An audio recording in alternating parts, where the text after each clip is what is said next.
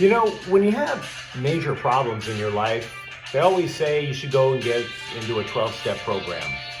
But the Lakers are a major problem. I don't know what the 12 steps are, but I do know what the first step is. Stop listening to the national press and the LA Times. Holy crap, they are so stupid and wrong. I'm James. This is your daily dose of sports and snark for the greatest sports city in the world, Los Angeles. This is Faithful Angelenos. It is March 21st. I am back in Des Moines, Iowa, and I'll be honest with you, I'm a little bit out of it.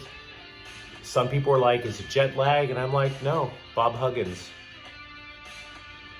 Have you watched this guy on March Madness? An analyst who was supposedly known as a coach who brought energy, and you'll watch him talk about basketball on TV, and it's like downing a fistful of Quaaludes and chasing it with a bottle of NyQuil. Somebody put a cattle prod up this guy's rear. Somebody's got to wake him up.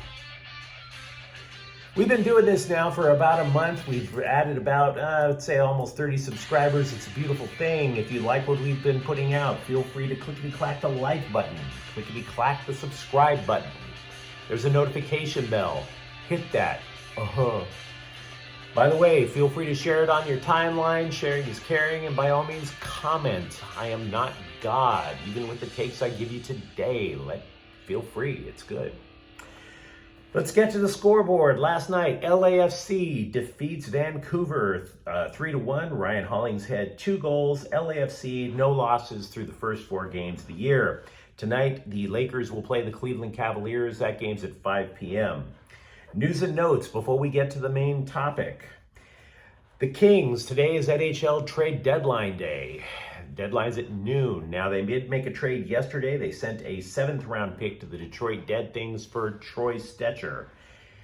Here's the upshot. Stecher is a warm body on a team with a lot of injured players. He is not going to move the needle, but at this time, the top 4 Kings defensemen are out. And you're missing Drew Doughty, you're missing Matt Roy, Sean Walker, Mikey Anderson. Everybody else is either a rookie or a second-year player. It's too inexperienced, so they bring in a guy with a little bit of experience. Let's see what else. Danny Duffy returns to the Dodgers. I mentioned that yesterday, but I made a mistake because he'd been a starter all of his career. He is not looking to be a starter when he comes back to the game, which may be in June. He's looking to be a reliever. He wants to try to see if he can limit the wear and tear on his elbow. UCLA basketball, they'll play Friday in the Sweet 16. As we might recall, Jaime Jaquez Jr. injured his ankle, and that's a problem because he might be their best defender, and he averages 14 points per game and 5.5 rebounds per game. He turned his ankle. Sometimes those things take weeks to recover. There's an idea that UCLA might decide to resort to play small ball against North Carolina using sophomore Jalen Clark. Now, it's possible, but it's a risk. North Carolina's got a big front line, including a 6'10 center and a 6'9 power forward. That's a lot of heft. Trojans have some questions to answer. USC coach Andy Enfield is blaming the refs for a second-half call, says that's one of the reasons that the Trojans were eliminated. Coach, I like you. I respect you. I also went to Burger King to get you some weak sauce. That is a terrible take. Come on. Stop it. You didn't lose because of the refs. You lost because of 12 turnovers in the first half. You know it. I know it. We all know it. In addition to that, we can also round this out by saying that the Chargers have added another former Ram to their roster. Tight end Gerald Everett is now on the team, and arguably the best 6-man in NBA history, former Clipper player Jamal Crawford. He has hung it up. He played for 9 teams. He is now 42. He could probably still sink a 3. Happy trails, amigo. That was a long career. All right. Now, I haven't done a Lakers video in a couple of weeks, and there's a reason for it. The Lakers, it's not just that they lose, it's that they're boring to watch. It's terrible basketball. There's nothing amusing or entertaining about it at all. And the second reason I don't talk about the Lakers These hot takes are garbage. I'm like, okay, if you're going to talk about the Lakers, can you at least come up with a solution that makes sense?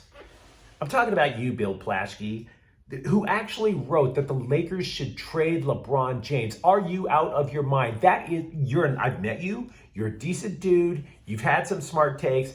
This is not one of them.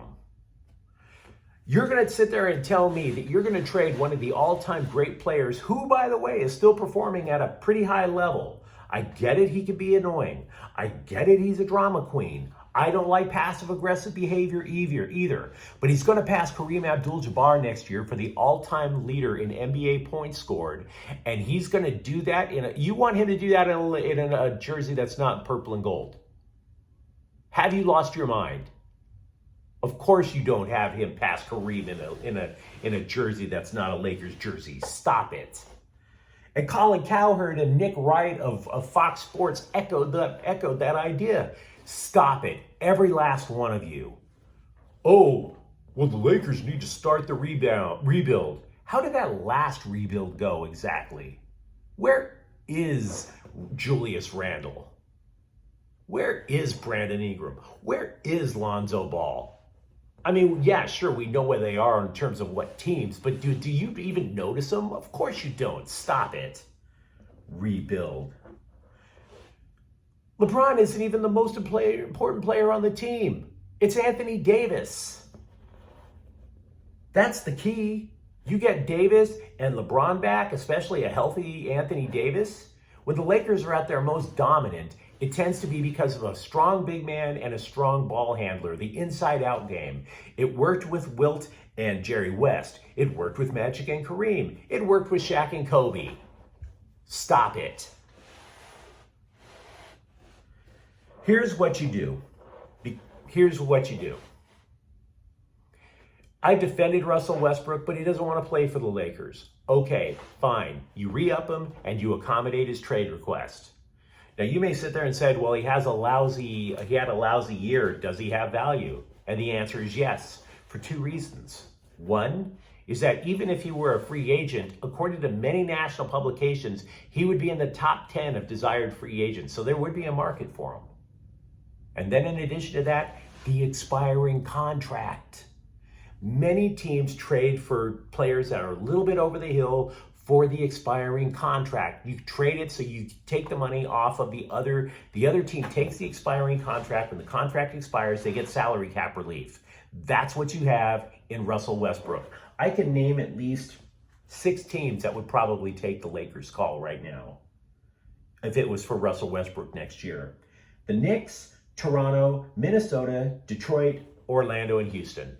All of them trying to rebuild by tanking, taking on expiring contracts. And all these teams also have something else in common.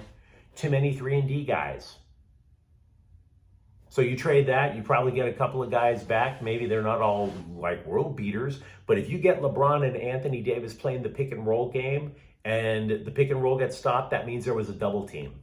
If there's a double team, a 3-and-D guy is open, dish it off, sink it. The other second thing I would do, all 30 and older free agents, and the Lakers have 6 of them, they gots to go. Thanks for the memories, Carmelo, Trevor Ariza, DJ Augustine, Kent Bazemore, Avery Bradley, Dwight Howard, and Wade Ellington. They gotta go. It's time to get younger. Even if you do that through inexperience, that's fine. Geezer Ball has got to go. Then I would revisit all the options for trades that you explored last offseason before you traded for Russell Westbrook, your Buddy Hields of the world over in Indiana, etc. I would trade Talen Horton-Tucker. There is a tendency among teams to overvalue their youth as if they're going to be continuing to go on an upward trajectory. Talen Horton-Tucker has not done so. So, in summary, and by the way, I am not saying this is an instant cure-all for everything. I'm not. I could be wrong. And I invite you to tell me where I'm wrong. But keeping LeBron, keeping Anthony Davis, your 2 cornerstones, recognizing that Russell Westbrook was a bad fit, re-upping his contract, and trading him for the expiring contract to get players that actually would fit in an offensive and defensive scheme. Getting rid of all the old guys and trading Taylor Horton-Tucker. That is a blueprint. Now, you tell me where I'm wrong. Perfectly willing to hear it. So long as you're not saying Bill Plaschke was right. So if you enjoyed this episode, I invite you to like it, subscribe to the channel, and share it. Well, we're going to be back tomorrow, by the way. I'm James. Thank you very much for watching. Faithful Angelenos is a Cortel Queso production. Have a great day. Bye-bye.